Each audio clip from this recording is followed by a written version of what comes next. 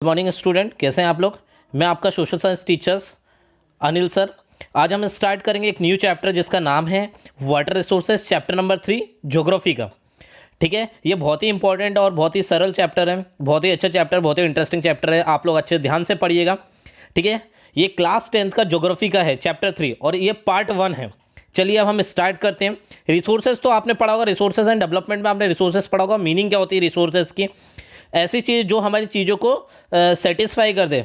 अगर इंग्लिश में एक डेफिनेशन बोले, basic definition, the things which is utilize by man, ऐसी चीज़ जो कि यूटिलाइज करता है मनुष्य, उसको क्या बोलेंगे? रिसोर्सेस बोलेंगे।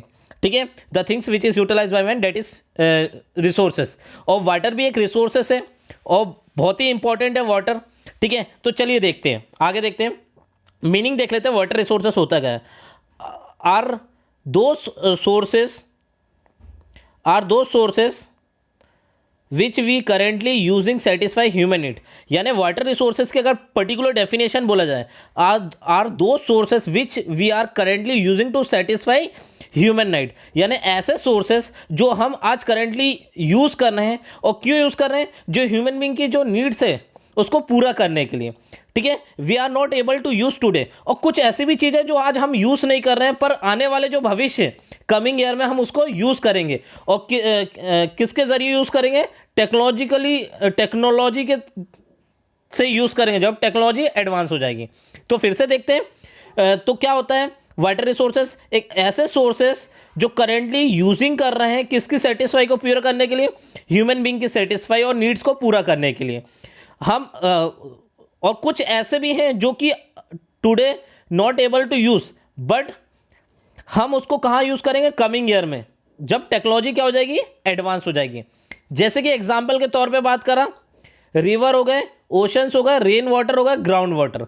ओशंस को भी किसी किसी कंट्री में डिसैलिनाइजेशन प्रोसेस से हम क्या कर रहे हैं? यूज़ कर रहे हैं। ओशंस का जो पानी है, जो वाटर है। ठीक है, जैसे कि एग्जाम्पल के तौर पे अगर बात करें, इजराइल, आपने सुना होगा बहुत powerful country Israel, 4th number पे आता है पावरफुल में। और दुनिया का मोटोरोला जो फ़ोन है, सबसे पहला फ़ोन है, वो इजराइल ने बनाया। दुनिया का पहला एंटीवायरस इजराइल ने बनाया। ये आपको इसलिए बता दें जीके के तौर पे। तो एक इजराइल जो कंट्री है वो भी वाटर यूज़ करे, और उसका ज़्यादा से ज़्यादा जो मेन सोर्सेज ऑफ वाटर है वो कहाँ से आ रहा है? कहाँ से आ रहा है? जो सोर्सेज ऑफ वाटर है बेसिकली कहाँ से यूज़ कर रहे हैं? ओशन से यूज़ कर रहे हैं। ठीक है, कहाँ पे? इजराइल में। और बहुत सी कंट्री भी, अमेरिका में भी ऐसी कुछ कंट्रियाँ हैं जो यूज़ कर रही हैं। ठीक है, अमेरिका एक ग्रुप है, यूएसए के ग्रुप में कुछ कंट्रियाँ ऐसी जो डिसैलिनाइजेशन कर रही हैं। ठीक है, what is the meaning of desalinisation? अब हम देखते हैं कि which we remove salt from water, यानी जो आपको मालूम समुद्र का पानी जो क्या होता है? खारा होता है, सैलाइन होता है। ठीक है, उसमें से क्या रिमूव कर रहे हैं? सॉल्ट रिमूव कर रहे हैं, और फिट फॉर ड्रिंकिंग, और ऐसा बना रहे हैं जो काय के लिए फिट है, ड्रिंकिंग के लिए फिट है। ठीक है, तो डिसैलिनाइजेशन तो क्या काय के एग्जाम्पल के तौर पे हमने देखा कि river, ocean water, rain water, ground water, हम इसको क्या कर रहे हैं? यूज़ कर रहे हैं। ठीक है, ओशन का भी मैंने बता दिया डिसैलिनाइजेशन। अगर आपसे डिसैलिनाइजेशन होता है तो ये डेफिनेशन पर्टिकुलर दी गई है। और डिसैलिनाइजेशन अगर करती है, ज़्यादा से ज़्यादा डिसैलिनाइजेशन कहाँ हो रहा है? इजराइल में हो रहा है। ये आपके नॉलेज के लिए बता दिया। ठीक है, और आपको रेन वाटर और ग्राउंड वाटर जो भी होता है, observe in soil then we get. और क्या होता है? जब रेन होती है तो वो कहाँ चला जाता है? ग्राउंड में चला जाता है।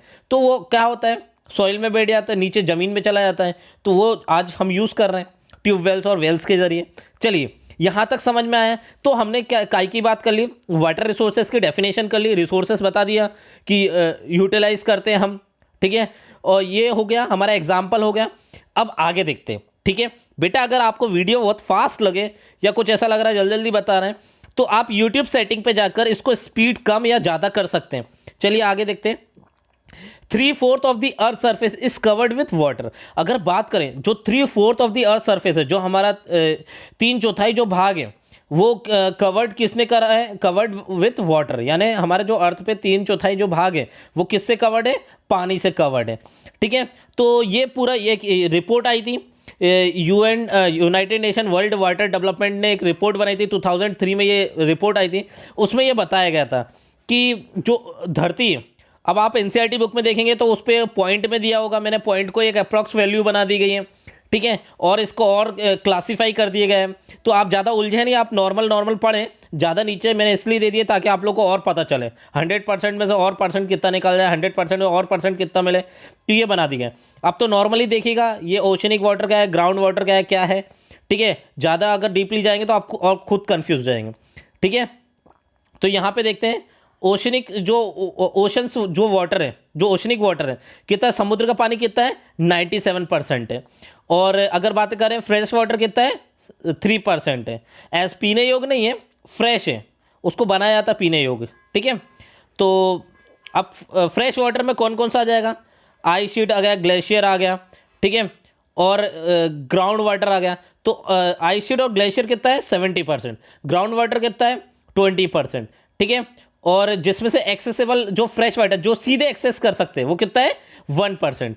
फिर उसके बाद और नीचे आ जाएंगे कि समुद्र लेक का पानी कितना यूज़ करा जा रहा है, लेक का पानी कितना है, ठीक है। With in water with in water with in living organism, यानी जो भी जीव जंतु है उसमें कितना है, ठीक है। लिविंग ऑर्गेनिज्म हम भी मिला के कितना है, हमें भी मिला के लिविंग ऑर्गेनिज्म, हमारे शरीर में भी तो पानी है 52%, ठीक है। Water with in living organism, reverse और वाटर पेपर में कितना है, और मॉइस्चर कितना है, ये सब हमने क्लासीफाई कर दिया। आप तो बस जनरली ये देखना कि जो ओशनिक वाटर जो समुद्र का पानी है 97, ठीक है, फ्रेश वाटर 3%, ये देख लीजिएगा, ज़्यादा डीपली मत जाइएगा, बस डायग्राम बना लीजिएगा, अच्छे से नोट्स बना लीजिएगा, इसका मार्क्स मिलेगा आप लोगों को, ठीक है। यहाँ तक समझ में आया कि हमने बात कर ली वाटर रिसोर्सेज से, उसका और क्लासिफिकेशन देख लिया हमने। क्लासिफिकेशन मीन्स यानी इसका देख लिया सोर्सेस कहाँ क्या है, कितना परसेंटेज है, ये वाला देख लिया, ठीक है। चलिए आगे बढ़े, ठीक है। ये ऑल वाटर फिगर बनाया मैंने, आप लोग भी बना लीजिएगा अच्छी तरीके से, कॉपी में नोट्स बना लीजिएगा। चलिए आगे देखते हैं।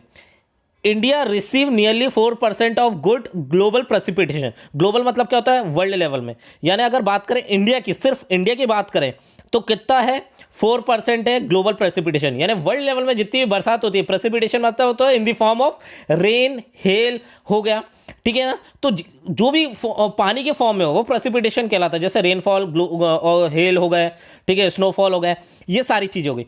तो वर्ल्ड लेवल में कितना परसेंट है भाई, वर्ल्ड लेवल में कितना है, इंडिया कितना रिसीव करता है 4% रिसीव करता है, ठीक है, 4% रिसीव करता है, ठीक है। प्रेसिपिटेशन आपने छोटी क्लास लोअर क्लासेस में पढ़ा होगा, 4th 3rd में पढ़ा होगा, 5th में पढ़ा होगा। प्रेसिपिटेशन इवन सिंपल मीनिंग है, ठीक है, in the form of rain और हेल, ठीक है, ये समझ में आया। चलिए आगे देखते हैं। India rank 133 in the world in terms of water availability पर पर्सन पर एनम, यानी अगर बात करें कि इंडिया की रैंक कितनी है वर्ल्ड लेवल में कि पर पर्सन पर एनम, यानी एक साल में इंडिया कितना पानी यूज़ करता है एक व्यक्ति, यानी पर पर्सन पर एनम, यानी पर व्यक्ति की बात करिए, पर पर्सन मतलब पर व्यक्ति कितना पानी यूज़ करता है, ठीक है। अवेलेबिलिटी वाटर कितना अवेलेबल होता है, उसको कितना ज़रूरत होता है, तो क्या है कौन सी रैंक है 133 रैंक है, कितनी रैंक है 130 रैंक है, 133 रैंक, और प्रेसिपिटेशन कितना वर्ल्ड लेवल का 4%। तो ये समझ जाना पर पर्सन पर एनम, यानी एक व्यक्ति की बात कर रहे हैं, साल में एक व्यक्ति कितना पानी यूज़ करता है, अवेलेबिलिटी उसको कितना अवेलेबल होता है पानी, तो ये बात करिए कौन से नंबर की रैंक है 133। यहां तक समझ में आया। चलिए आगे देखते हैं। अब कुछ फैक्ट है, उस फैक्ट को देखते हैं। Nearly 71% of earth is covered by water, यानी जो हमारा अर्थ है कितना परसेंट वाटर है 71% वाटर कवर्ड है, ठीक है। अब आप कंफ्यूज मत होइएगा, ओशनिक वाटर तो 97% है, उसको तो अलग लिएगा। अगर आपसे पूछा जाए ओशनिक वाटर कितना है 97% है, और पूरी दुनिया पे यानी हमारे शरीर का मिला के किसी गड्ढे, नाला, नाली या फिर समुद्र का पानी मिला के किसी कुएं का पानी मिलाकर, ठीक है, जितना भी लिया है हमने, और moisture in the air, even हमारे जो आसपास जो भी एयर है, मॉइस्चर आपको मालूम है, present moisture in the air that is known as humidity बोलते हैं, जो आप लोगों ने क्लाइमेट में पढ़ा होगा लास्ट ईयर क्लास में, ठीक है। तो nearly 71% of water is covered by water, यानी हमारा जो अर्थ है, ठीक है, अर्थ में कितना परसेंट पानी है 71% पानी, चाहे वो हम हो चाहे वो हमारे आसपास की कोई भी चीज हो, उसको टोटल को मिला के क्या बोला गया है 71% वाटर, और ओशनिक वाटर कितना है 97%। तो ये याद रखना, कंफ्यूज मत होना, कभी अगर कॉम्पिटेटिव एग्जाम में पूछा जाता है, एनटीएससी में पूछा जाता है, और बच्चे अक्सर गलत करते हैं। अगर उनसे पूछा जाता है कि ओशनिक वाटर कितना है तो बच्चे लिख देते हैं 71% वाटर, ठीक है, डेट इज फॉल्स, वो आपका गलत होगा, ठीक है। सही क्या है 97% वाटर, और पूरे अर्थ पे अवेलेबल कितना पानी 71% पानी, ठीक है। चलिए तो कौन कौन से हो जाएगा 71% में? ओशन हो गया, सीज का हो गया, लेक हो गया, रिवर हो गया, आइस हो गया जो भी बर्फ जम रही है, ठीक है, पहाड़ों के ऊपर, ग्राउंड वाटर हो गया, मॉइस्चर इन द एयर, ठीक है, ये हो गया। But most of its not fit for human consumption, पर ये ह्यूमन कंजप्शन के लिए फिट नहीं है, ठीक है, जो ह्यूमन यूज कर रहा है उसके लिए फिट नहीं है। आप समुद्र का पानी पी सकते हो? नहीं पी सकते हो, पीने की कोशिश करोगे कड़वा लगेगा, वोमिटिंग आ जाएगी। चलिए आगे बढ़ते हैं, ठीक है। Water that is fit for human consumption is called fresh water, ठीक है।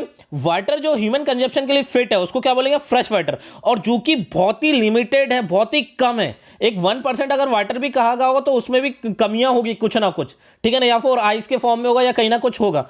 जो पीने योग्य वाटर है, जो एक्चुअल है, जो एकदम प्योर है, वो क्या है? 0.006%। अगर बात करें पूरा पीने योग्य वाटर, जो एक्चुअल अवेलेबल वाटर है अभी अभी के टाइम में, वो कितना है?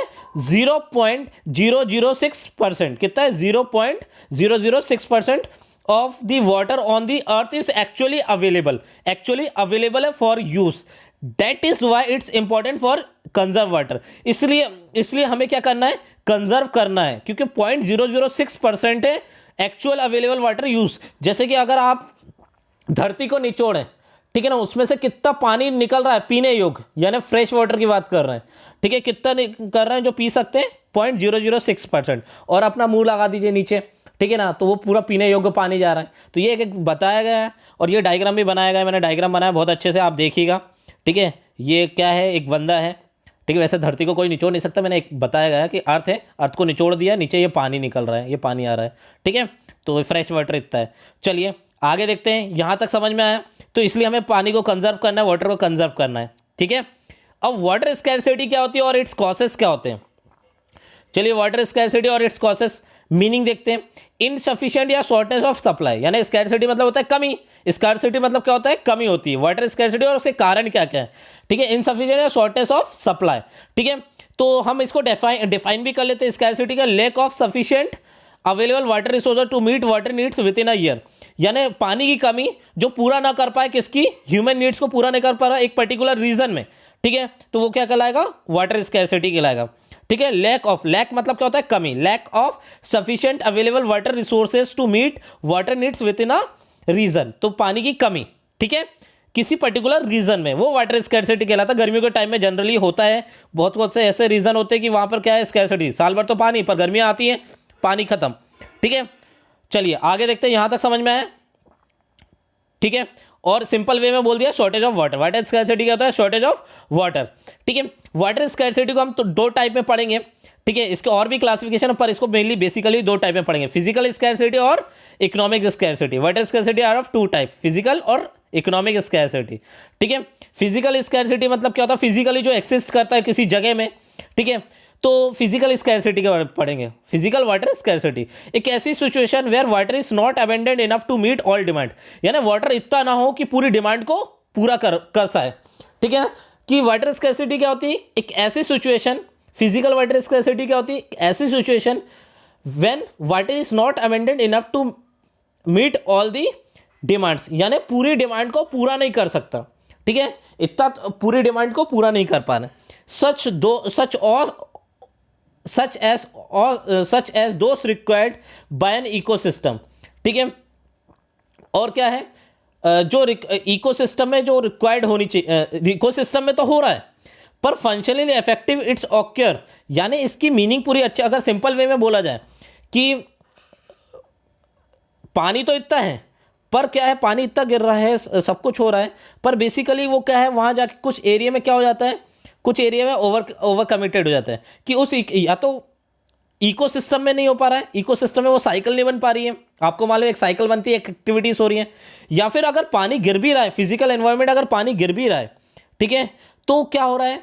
Water seems abundant, but water amendment तो है, but where resources are over committed, यानी यहां पे अगर बोले कि कुछ एरिया में पानी अमेंडेंट तो है, पर वहां पे क्या है? Resources over commit, where resources are over committed, यानी वहां पे रिसोर्सेस ओवर कमिटेड हो जाती है। क्यों? क्योंकि पॉपुलेशन ज्यादा है, जैसे कि दिल्ली मुंबई में आप देख लीजिए कि वहां पे क्या है? पॉपुलेशन ज्यादा है, पानी तो बहुत गिर रहा है, पर वहां इतना यूसेज हो जाता है वाटर का, तो क्या हो जाता है? Over committed. ओवर कमिटेड मतलब यानी इतनी पॉपुलेशन के कारण वहां पे कमी आ जाती है, पॉपुलेशन हो गया, ठीक है, इंडस्ट्रियलाइजेशन हो गया, उसके कारण क्या आ जाती है, कमी आ जाती है। तो यहाँ पे भी ये बात है, ऐसी सिचुएशन वाटर इज नॉट अवेंडेड enough to meet all the demand, यानी पानी नहीं है वहाँ के इकोसिस्टम में, यानी जहाँ पे जो साइकिल चलती है वो नहीं है, फंक्शन नहीं हो पा रहा, और जहाँ पानी है फिजिकली, पर वहाँ पे क्या हो रहा है, ओवर कमिटेड हो रहा है। तो सिंपल वे में समझ जाओ कि यहाँ पे क्या है, इकोसिस्टम ऐसा नहीं बन पा रहा है कि ऐसी वाटर साइकिल नहीं बन पा रहा है, ऐसा रूटीन नहीं बन पा रहा है कि पानी डिमांड को पूरा कर सके। और यार डिमांड को पूरा करने के लिए है तो सब कुछ, पर यहाँ पे ओवर कमिटेड हो रहा है, यानी पॉपुलेशन ज़्यादा है, ओवर कमिटेड पॉपुलेशन ज़्यादा है, इंडस्ट्रियलाइजेशन ज़्यादा हो रहा है, तो पानी गिर तो रहा है उतनी मात्रा में, पर क्या हो रहा है, ख़त्म हो जा रहा है। चलिए आगे देखते हैं। Economic water scarcity. अब इकोनॉमिक मतलब इकोनॉमिक से समझ गए होगा आप, इकोनॉमिक पैसा is caused by lack of investment in water infrastructure और insufficient human capacity to satisfy demand of water. ठीक है, कि क्या है, caused by lack of investment, यानी इन्वेस्टमेंट, जैसे कि आपने देखा होगा कि भोपाल, मध्य प्रदेश के भोपाल में देख लीजिए, गवर्नमेंट ने इन्वेस्ट करा। अब आपको मालूम होशंगाबाद जबलपुर एरिया में क्या है, नर्मदा जी है, रिवर है नर्मदा, ठीक है, उसके पाइपलाइन बिछा दी गई, इंफ्रास्ट्रक्चर लगा दिया, पैसा खर्च करा है, तो भोपाल में आज पानी पूरा मिल रहा है, भरपूर पानी मिल रहा है, ठीक है, फुलफिल सेटिस्फाई हो रहे हैं। पर कहीं कहीं पानी तो है, पर गवर्नमेंट क्या नहीं कर पा रही है, पैसा नहीं है गवर्नमेंट के पास, ठीक है, या सोसाइटी का पैसा नहीं है, वहाँ पे लोग सोसाइटी इन्वेस्ट नहीं करना चाह रहे हैं, पैसा ही नहीं है। Insufficient human capacity to satisfy the demand of water in area where population can not afford, और ऐसा एरिया जहाँ पे पॉपुलेशन क्या नहीं कर पा रही, अफोर्ड नहीं कर पा रही। एडुकेटेड सोर्स ऑफ वाटर, जैसे कि मैंने एग्जाम्पल के तौर पर बात कर ली कि अगर अफ्रीका में चले जाइए, अफ्रीका गरीब कंट्री में आता है, अफ्रीका में चले जाइए कि वहाँ क्या है कि गवर्नमेंट के पास पैसा नहीं है, इंफ्रास्ट्रक्चर पे लगाने के लिए नहीं, तो वहाँ पे पानी की कमी है। ठीक है, जैसे कि एग्जांपल मैंने बता दिया मध्य प्रदेश भोपाल, तो उसमें आपने देखा नर्मदा लाइन बिछा दी गई है, कहाँ होशंगाबाद, कहाँ जबलपुर, वहाँ से पूरी पाइपलाइन बिछा के बेहतरीन इंफ्रास्ट्रक्चर स्टार्ट कर प्रोजेक्ट लगा लो कि आज देखिए भोपाल में पानी है। ठीक है, तो ये एग्जाम्पल है कि इन्वेस्टमेंट नहीं हो पा रही। इन्वेस्टमेंट क्यों नहीं हो पा रही, पैसा नहीं है। ठीक है, तो ये है adequate source of water cannot afford ही नहीं कर पा रही पॉपुलेशन और सोसाइटी वहाँ की और गवर्नमेंट के पास भी। ठीक है, तो वाटर इज रिन्यूएबल रिसोर्स, आपको मालूम वाटर एक रिन्यूएबल रिसोर्स है, पर ज़्यादा इसको यूज़ करेंगे वो भी क्या हो जाएगा, खत्म हो जाएगा। ठीक है, एनवायरनमेंट में आपको मालूम है हमारे जो एटमॉस्फेयर है उसमें वाटर साइकिल का रोल होता है बहुत बड़ा। ठीक है, अगर वाटर साइकिल तो हो रहा है, जैसे कि अगर बात करा जाए इस साल 100 सेंटीमीटर रेनफॉल हुए, ठीक है, और 100 सेंटीमीटर से रेनफॉल हुई तो, पर हमने क्या कर लिया 110 सेंटीमीटर जो पानी है उसको यूज़ कर लिया या परसेंट कुछ यूज़ कर लिया।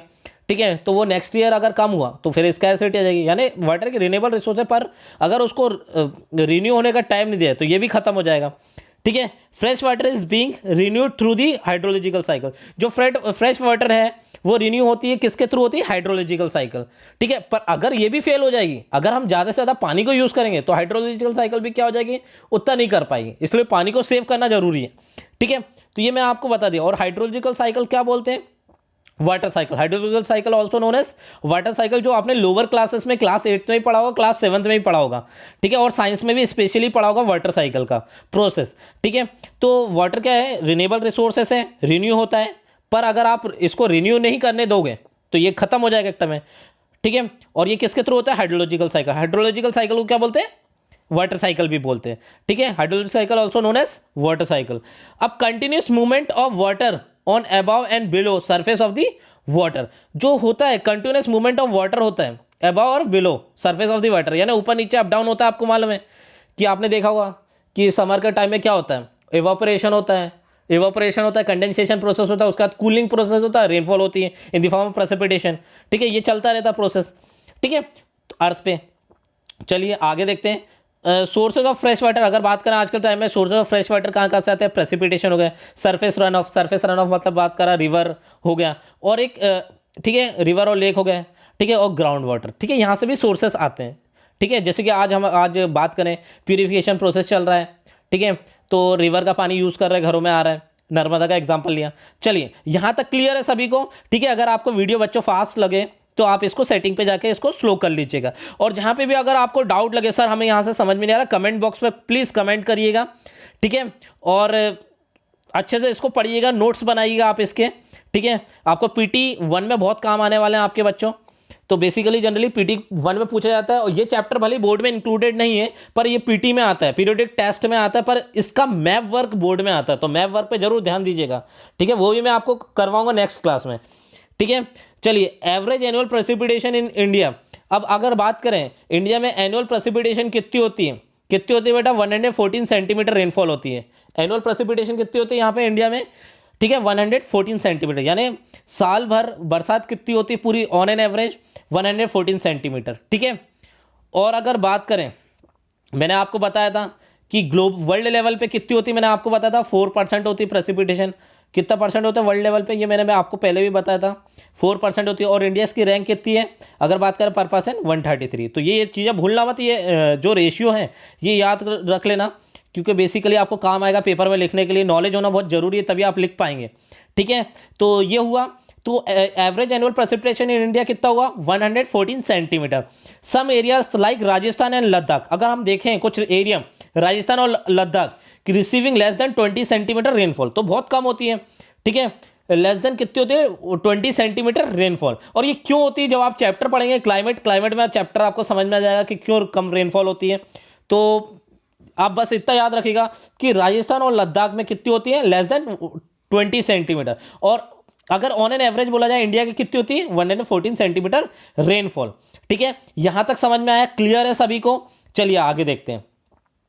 अब रीजन ऑफ वाटर स्कैरसिटी, अब कोई ना कोई रीजन होगा वाटर स्कैरसिटी का, आपको मालूम है क्या क्या रीजन है, ठीक है। लोअर क्लासेस में पढ़े हैं, नॉर्मली चैप्टर नॉर्मली है, क्योंकि हमने क्लास 8 में भी देखा वाटर रिसोर्सेज, और वही चीज़ हम कहाँ पढ़ रहे हैं, क्लास 10th में पढ़ रहे हैं। थोड़ा ऊपर लेवल पे पढ़ लेंगे कि वाटर ड्रिपिंग वाला प्रोसेस पढ़ लेंगे, इसमें बैम्बू ड्रिपिंग पढ़ लेंगे, ठीक है, मेघालय का, तो ये हम आगे देखेंगे, ठीक है। तो रीजन ऑफ वाटर स्कैरसिटी, कौन कौन से रीजन है वाटर स्कैरसिटी के कारण, यानी किन किन कारणों से वाटर की कमी आ रही है, ठीक है। तो आप इसको रीड अच्छे से करिएगा इन सेंटेंस को। ग्रोइंग पॉपुलेशन, यानी पॉपुलेशन क्या हो रही है, इंक्रीज हो रही है। ग्रोइंग पॉपुलेशन यानी पॉपुलेशन बढ़ रही है, ठीक है। A large population means more water, ठीक है। अगर पॉपुलेशन बढ़ रही है तो ज़्यादा से ज़्यादा पानी चाहिए। और not only for domestic use but also produce more food, यानी खाना बनाने के लिए, डोमेस्टिक यूज तो होगा पर खाना बनाने के लिए भी चाहिए। तो ये हो गया पहला रीजन, ठीक है। दूसरा रीजन क्या होता है, कमर्शियलाइजेशन ऑफ एग्रीकल्चर। अब आपको मालूम है पॉपुलेशन बढ़ रही तो एग्रीकल्चर भी बढ़ेगी। अगर वही हम ट्रेडिशनल एग्रीकल्चर को अडॉप्ट करेंगे तो क्या है, पूरी जो हमारी सोसाइटी है उसको हम फुलफिल नहीं कर पाएंगे, उनके नीड्स फुलफिल नहीं हो पाएगी। तो एक बिजनेस लेवल पे, एक कमर्शियल लेवल पे भी क्या होती है, एग्रीकल्चर होती है। तो ये कमर्शियल लेवल पे एग्रीकल्चर कब बढ़ी, ग्रीन रेवोल्यूशन जब सक्सेस हुआ। ग्रीन रेवोल्यूशन के फादर कौन रहे, एमएस स्वामीनाथन रहे। और ग्रीन रेवोल्यूशन इंडिया में कब आया, 1965 1966 में, यानी 1960s की सीरीज में आया, ठीक है। सक्सेस ऑफ ग्रीन रेवोल्यूशन हुआ, क्या हुआ, सक्सेस ऑफ ग्रीन रेवोल्यूशन में क्या हुआ, कमर्शियलाइजेशन ऑफ एग्रीकल्चर हुआ। Our farmer are producing commercial crops, और हमारे जो फार्मर थे उन्होंने कमर्शियल क्रॉप लगाना स्टार्ट कर दिया, ठीक है। जैसे कि कॉटन की खेती होने लगी, ठीक है, और टी हो गई, ठीक है, और राइस हो गए। ये कमर्शियल बेसिस पे कहाँ जाने लगे, एक्सपोर्ट भी होने लगे, बाहर कंट्रियों में एक्सपोर्ट भी होने लगे। The commercial crops need more water. अब आपको मालूम है जब कमर्शियल क्रॉप लगा रहे हैं, यानी HYV सीड्स यूज कर रहे हैं, यानी ग्रीन रेवोल्यूशन आया, तो वाटर की इरीगेशन ज़्यादा होगी, ठीक है, क्योंकि उसको ज़्यादा से ज़्यादा इरीगेशन की जरूरत पड़ेगी। तो जब इरीगेशन होगा तो पानी की जरूरत होगी, ठीक है। अदर इनपुट भी लगेंगे, ठीक है। Means of irrigation like tubewells and wells, और मीन्स ऑफ इरिगेशन क्या होगा, ट्यूबवेल्स, वेल और रिवर को भी यूज करा जाएगा। तो आपने देखा होगा कि जनरली एक आस्था का एग्जांपल बताया, आप जब यहां से इंदौर भोपाल हाईवे पे, भोपाल इंदौर हाईवे पे अगर जाएंगे तो आपको बीच में पार्वती रिवर मिलेगी। जब पार्वती रिवर मिलेगी आपको सर्दियों के टाइम में आपको खाली होती नजर आएगी, रेनफॉल में तो आपको ऐसा लगेगा अब तो ये साल भर पानी चलेगा। पर विंटर के and, at the end of December के आप एंड में जाएंगे या फिर आप जनवरी में देखेंगे वहां पानी खत्म हो जाएगा। क्यों, उसका रीजन ये है कि ज्यादा से ज्यादा क्या कर रहे हैं लोग, commercialisation of agriculture, commercial agriculture use कर रहे हैं। और जब कमर्शियल करेंगे तो पानी क्या होगा, खर्च होगा। तो आप प्रैक्टिकली ये देखें, ये चैप्टर पूरा प्रैक्टिकली है, ठीक है। तो ग्राउंड लेवल क्या हो जाएगा, डाउन हो जाएगा। जैसे मैंने आपको बताया रिवर भी डाउन हो जाएगा, ग्राउंड लेवल भी डाउन हो जाएगा, क्योंकि ज्यादा से ज्यादा क्या हो रही है, इरिगेशन हो रही है, क्योंकि HYV सीड्स है, ठीक है। चलिए आगे देखते हैं। तो ये हमने क्या पढ़ा, पहले पॉइंट्स में क्या देखा हमने, पहले में हमने देखा ग्रोइंग पॉपुलेशन और दूसरे में देखा कमर्शियल ऑफ एग्रीकल्चर। अब तीसरा हम देख रहे हैं इंडस्ट्रियलाइजेशन। अब आपको मालूम है इंडस्ट्रियलाइजेशन होगा तो क्या है, पानी की जरूरत पड़ेगी। तो post independent India witness intensive industrialisation, intensive यानी बात करें हमारे इंडिया में, इंटेंसिव बोलो तो इंडिया में पोस्ट इंडिपेंडेंट इंडिया, यानी जब हमारे इंडिया को फ्रीडम मिला, ठीक है, उसके बाद हमारे इंडस्ट्रियलाइजेशन क्या है, बढ़ गया हमारे इंडिया में। अगर बात करें इंडिया में, ठीक है, increase number of industries has made a matter worse of exerting pressure on the existing fresh water. और क्या हुआ, जो फ्रेश वाटर है उसके ऊपर ज़्यादा से ज़्यादा प्रेशर दिया, जैसे आपने देखा होगा बोरिंग हो, ट्यूबवेल्स वगैरह लगते हैं, बोरिंग होती है, तो ज़्यादा से ज़्यादा जो ग्राउंड वाटर है उसको निकाला जाता है। आप अगर बात करें एक इंडस्ट्री से, और उसके बगल में एक और इंडस्ट्रीज है, अब क्या है, हर व्यक्ति कुआं तो बनाएगा नहीं, वेल बना दिया, तो हर व्यक्ति क्या करेगा, बोरवेल करेगा, बोरिंग करवाएगा। तो बोरिंग कराएगा, जो पानी है जमीन से निकालेगा, और फिर दूसरा वाला भी कराएगा, वो भी जमीन से निकालेगा। तो क्या कर रहे हैं, बहुत ज़्यादा फोर्स लगा रहा हो पानी निकालने के लिए, ठीक है। कहाँ का, जो ग्राउंड लेवल का, अंडरग्राउंड वाला, ठीक है। चलिए अब आगे देखते हैं। Industries apart from being heavy users of water, और ज़्यादा से ज़्यादा यूज़र हो जाएंगे वाटर का, much of this energy comes from the hydro electric power. और ये जो, और आपको ये भी मालूम है हाइड्रो इलेक्ट्रिक, और ये एनर्जी कहाँ से आएगी, जो ट्यूबवेल्स वगैरह चलेंगे, हाइड्रो इलेक्ट्रिक पावर, यानी वो जो इलेक्ट्रिसिटी भी जनरेट हुई है वो कहाँ से जनरेट हुई है, पानी से हुई है। बोरिंग ट्यूबवेल्स तो यूज़ कर ही रहे हैं, ठीक है, इंडस्ट्री जब बनी, और इंडस्ट्रीज बनने के लिए जो पानी यूज़ हुआ है वो डैम वगैरह बन रहा है, उससे भी यूज़ हो रहा है। तो कहीं ना कहीं पानी को कहीं ना कहीं उस तरीके से यूज़ करा जा रहा है। जब ये पानी यूज़ होगा तो क्या होगा, कमी आएगी पानी की, ठीक है। चलिए आगे देखते हैं। अब अर्बनाइजेशन, अब आपको मालूम है कि जब गांव से शहर में कन्वर्ट होगा तो पॉपुलेशन भी बढ़ेगी, और अर्बनाइजेशन होगा तो सिटी क्या है, अर्बनाइजेशन मतलब होता है शहरीकरण, ठीक है। Has also aggravated the problem of water scarcity, most of the cities are over populated. यानी अर्बनाइजेशन में क्या होगा, लोग बहुत ज़्यादा से ज़्यादा बढ़ेंगे, ठीक है। ज़्यादा से ज़्यादा जब बढ़ेंगे, शहर बढ़ेगा, तो क्या होगा, पक्के घर बनेंगे, पक्के घर बनेंगे तो रोड्स बनेंगे, पक्का हाउस बनेगा, तो क्या होगा, जो रेनफॉल भी हुई है तो क्या होगा, नीचे जमीन पे नहीं जाएगी, तो उसके कारण भी क्या होगा, पानी का वाटर लेवल क्या हो जाएगा, बहुत डाउन हो जाएगा। ओवर पॉपुलेशन, अर्बनाइजेशन में भी क्या होगा, over population leads to over utilisation of water resource and also pollute the existing. Urbanisation होगा तो पॉल्यूशन भी होगा, कि आपको मालूम ड्रेनेज सिस्टम, नाली वगैरह बनेंगे, ठीक है ना। तो ये सारी चीज़ें होगी। चलिए ये समझ में आ गया। अब मैनेजिंग दी वाटर रिसोर्स, अब मैनेजिंग दी वाटर रिसोर्सेज को मैनेज करने के लिए गवर्नमेंट ने बहुत सारे प्रोसेस लगाया कि वाटर रिसोर्सेज को कैसे मैनेज करें, ठीक है। Different way of storing water in ancient times. अब मैनेजिंग दी वाटर रिसोर्सेज को क्या है, अब अगर बात करें एंशिएंट टाइम में भी बहुत सी ऐसी चीज़ें बनाई गई कि वाटर को क्या करा गया, स्टोर करा गया, ठीक है। Storing water in ancient times. Modern period चले जाए तो वहाँ पे भी क्या बनाया गया था, एक पर्टिकुलर डैम टाइप का सिस्टम बनाया गया था, वो हम पढ़ेंगे आगे आने वाली क्लासेस में, ठीक है। Multipurpose river project is modern time, पहले टाइम में भी बना था, एंशिएंट टाइम में भी स्टोरिंग वाटर करने के लिए कोई ना कोई प्रोसेस हुआ करता था। और एंशिएंट टाइम जो मॉडर्न टाइम्स है उसमें क्या चलाएगा, मल्टीपर्पज प्रोजेक्ट चलाएगा, यानी डैम। मल्टीपर्पज प्रोजेक्ट में क्या आ गए, डैम आ गए, ठीक है। डैम्स के जरिए क्या होता था, डैम जब बने तो वहां से इलेक्ट्रिसिटी तो जनरेट होता था, एग्रीकल्चर के लिए भी पानी आता था, ठीक है। और क्या होता था, इंडस्ट्रीज में भी फायदा होता था डैम बनने से, ठीक है। बस मेन एडवांटेज क्या होता था, वहां से लोगों को डिस्प्लेस होता था जहां डैम बनता था, ठीक है। जैसे कि हमने डेवलपमेंट में देखा गया, ठीक है, development for one not for others, जो हमने देखा था डेवलपमेंट चैप्टर नंबर 1 में। चलिए आगे देखते हैं। Multipurpose project, multipurpose river project, ठीक है। और मल्टीपर्पज रिवर प्रोजेक्ट कब चलाए गए थे, लॉन्च्ड आफ्टर इंडिपेंडेंस, जब देश को आज़ादी मिली। और देश को आज़ादी कब मिली थी, 1947 में, यानी इंडिया को फ्रीडम मिली 1947 में मिली, ठीक है। एम क्या था, to develop proper management of water resources.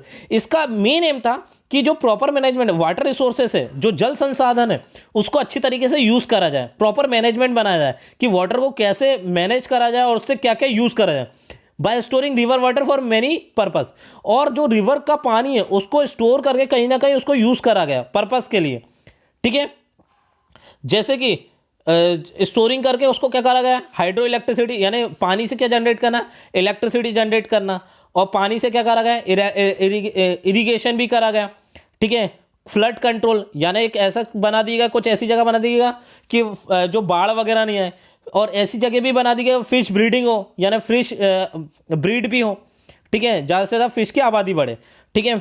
और जिसको क्या बोलेंगे, फिश ब्रीडिंग होगी, और जो भी पालन होगा तो उसको क्या बोलते हैं, पीसी कल्चर बोलते हैं, ठीक है। और सॉइल कंजर्वेशन, और सॉइल कंजर्वेशन की सॉइल भी खराब ना हो उसको करने के लिए कुछ ऐसी जगह वो बना दी गई, प्रोजेक्ट बना दी गए, ठीक है।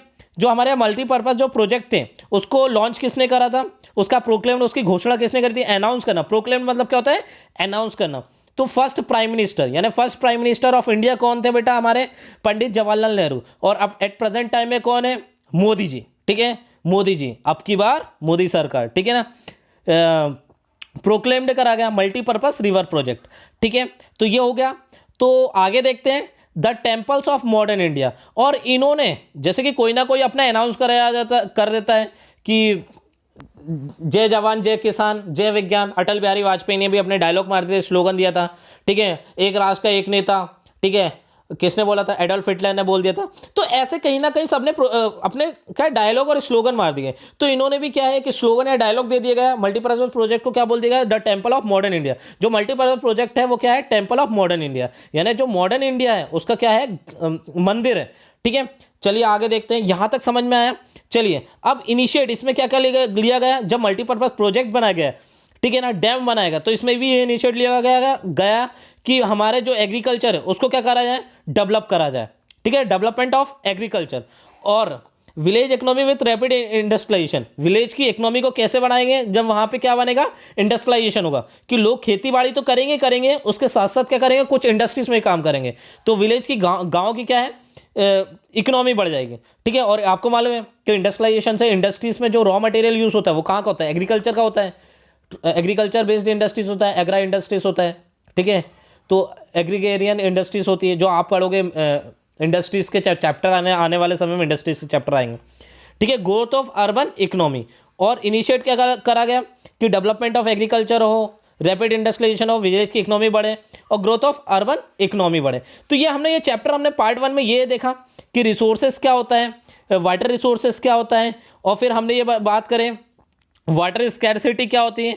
उससे पहले हमने क्लासिफिकेशन देखा, वाटर क्लासिफिकेशन, वाटर स्कैरसिटी देखी कि फिजिकल वाटर स्कैरसिटी क्या होती है और इकोनॉमिक वाटर स्कैरसिटी क्या होती है। ठीक है, ये हमने ये चैप्टर पढ़ लिए थे, ये हमने पॉइंट्स पढ़ लिए थे, हेडिंग पढ़ ली थी। फिर रीजन ऑफ वाटर स्कैरसिटी देख ली थी, growing population, commercialisation of agriculture, industrialisation और अर्बनाइजेशन। और फिर हमने क्या देखा था कि मैनेजिंग दी वाटर रिसोर्सेज, कैसे मैनेज करेंगे वाटर रिसोर्स को एंशिएंट और मॉडर्न टाइम में। तो एंशिएंट और मॉडर्न पीरियड में, मॉडर्न टाइम में हमने देखा मल्टीपर्पस रिवर प्रोजेक्ट चलाया गया, जो कि आफ्टर इंडिपेंडेंस के बाद चलाया गया। और इसका मेन पर्पस ये था कि स्टोरिंग करा जाए पानी को, और किस किस तरीके से इसको यूज़ करा, इलेक्ट्रिसिटी जनरेट करने के लिए, इरीगेशन के लिए, फ्लड कंट्रोल करने के लिए।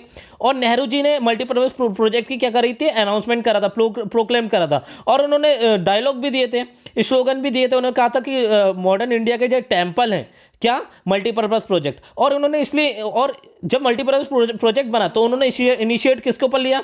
Development of agriculture, village economy और ग्रोथ ऑफ अर्बन इकोनॉमी। तो यहाँ पे हमारा पार्ट 1 कंप्लीट होता है। और ये अच्छे से रिवाइज करिएगा और अच्छे से नोट्स बनाइएगा आप अपनी कॉपी में। और घर में आप लोग सुरक्षित रहिए, बार बार हैंड वॉश करिए। ठीक है, यहाँ पे हमारा पार्ट 1 कंप्लीट होता है। फिर हम नेक्स्ट क्लास में मिलेंगे पार्ट 2 के साथ वाटर रिसोर्सेज की। Thank you, have a nice day.